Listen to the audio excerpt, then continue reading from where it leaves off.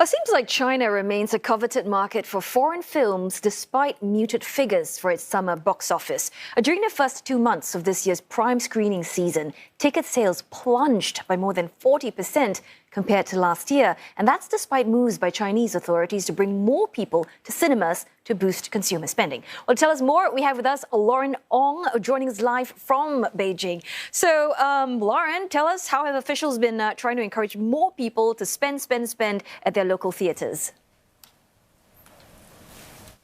Well, boosting domestic consumption has been something we've been hearing increasingly of as authorities circle in on one of its biggest drag in China's economy, as laid out in broad policy directions at the Communist Party's twice-a-decade third plenum last month.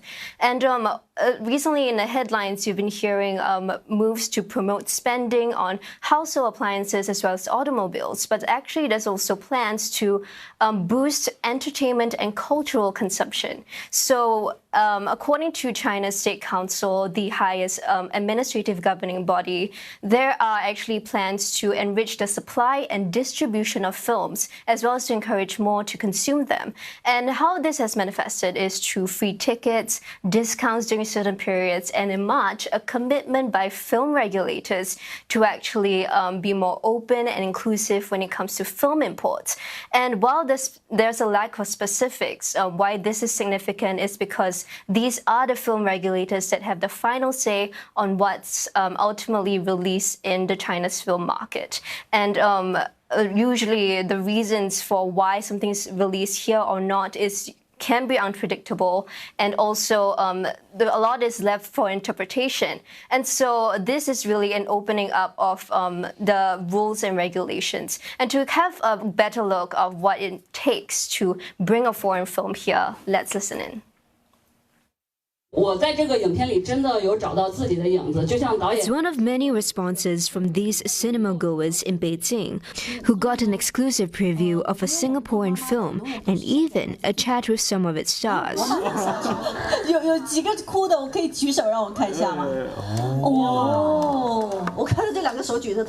According to the producers, the film's relatable narrative is a key reason why this foreign film was able to land in cities across China nationwide, a historic feat for filmmakers in Singapore who have been trying to do so for decades.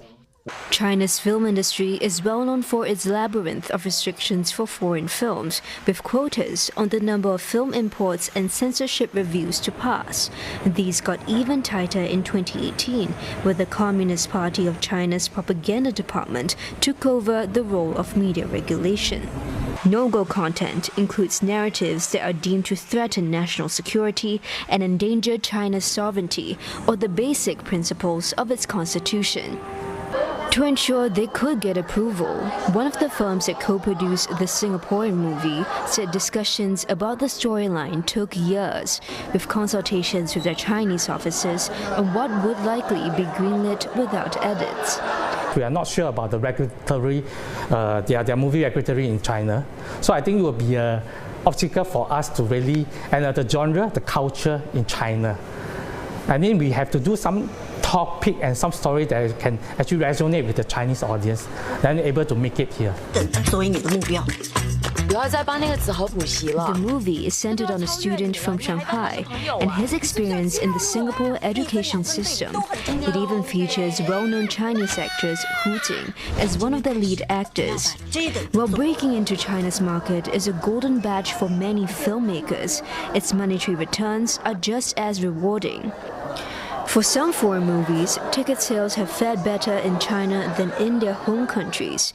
This year, Japanese animation film The Boy and the Heron fared better in China than in Japan and the North American markets. And there could be more in the future as China's State Council turns to the film industry to boost domestic consumption, a key part of plans to counter China's sluggish economy.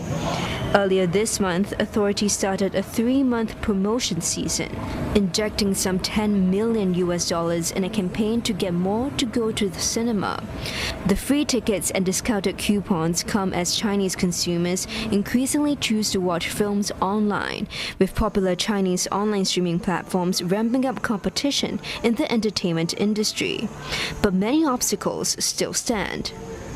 From the local media attention to the premiere guest list, these are key parts of what makes the popularity and success of a film. But a movie premiere and even pre-marketing release campaigns typically need some lead time, which is something not every foreign film has the luxury of having. Nowadays, actually, it's uncertain, and particularly so once they submit their films and for the censorship to be reviewed, but the result is so uncertain actually. So we do not know whether it could be passed or not. Some U.S. studios say they were given approval just days before the release dates, allowing little time to create effective marketing campaigns. In contrast, they say domestic films had months to do so. It's also often hard to predict what will be censored. At times, firms are required to edit their films for the Chinese audience. Still, analysts say China's film market is one filmmakers cannot ignore, given its size and potential to grow. It's currently the second largest box office in the world after Hollywood, accounting for almost a quarter of global ticket sales. Well, Lauren, just picking up from your story there, you said that China's film market is one that filmmakers cannot ignore. And just to give some context, Beijing's market growth rate has outpaced most countries around the world, which is quite impressive. So what is the secret sauce behind China's film industry potential?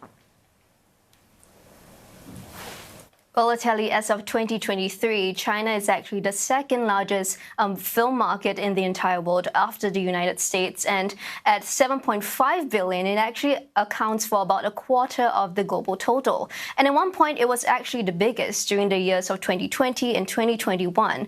But since then, analysts say domestic productions are still wrapping up and cinemas are still recovering from the past 2 years. But these are signs that there's still a potential for China's film market to grow. And indeed, China's film industry is growing at a pace of 83%, outpacing the global rate of just over 30%. And then there's also the potential of third-tier countries like Yangzhou and Zhenjiang. And these are cities that have a rise in income spending, rise in standard of living, more disposable income. And so more people are willing to spend on movie tickets. And a physical manifestation of this is the rise of theaters in these cities. And so the type of films that the people in these cities are more palatable towards may vary because they're less international than the larger cities, and this really impacts whether the language is suitable or the type of content is suitable. So I spoke to some people to get a better sense of what it takes to have them watch foreign films in cinemas. Let's listen in. 只要是这种说中文我能听懂就行，要不然我听不懂，除非有翻译中文。我可能自己会比较喜欢看两类吧，就是一类是那种爱情轻喜剧 （romantic comedy）， 就作为放松的；然后另外一类就是可能比较喜欢看一些文化教育类的。我可能看国内电影比较多一点。那现在国家给的这个机会，肯定是去多学习更多的文化。 Yeah, so these really show how language and perhaps the content of films can really pose its limitations even as more are being done to bring more films into China. And this is ever more important when we look at how they are looking to diversify their offerings. With China, for instance, working with more partner countries from the Belt and Road Film Festival Alliance that includes partner countries like Russia, Malaysia, and Thailand, and also to get a sense of how hard these film regulators go. It's like, for example, if we see the 2015 premiere, the hotly anticipated premiere of the 50 Shades of Grey, it was unceremoniously cancelled because of its racy content. And a lot of these restrictions are very much opaque, but even so, there's more than 30 films that have been screened in China so far that are imported, and but these are still far from pre-pandemic levels. Yeah, so Lauren, I'm curious to know, right, how has China been using its films to position itself in a more favorable light, sort of using it as a tool of soft power for Beijing? Yeah, so we've mentioned a little bit about how these films might be edited or changed before they can make their debut in China. And Hollywood films especially, they've been increasingly censored as China grew to global prominence in the film industry. An example being the latest Top Gun movie. It features a jacket with the Taiwan flag, for instance. And it was edited out eventually, but it drew massive media attention. And in the end, it did not even premiere in China.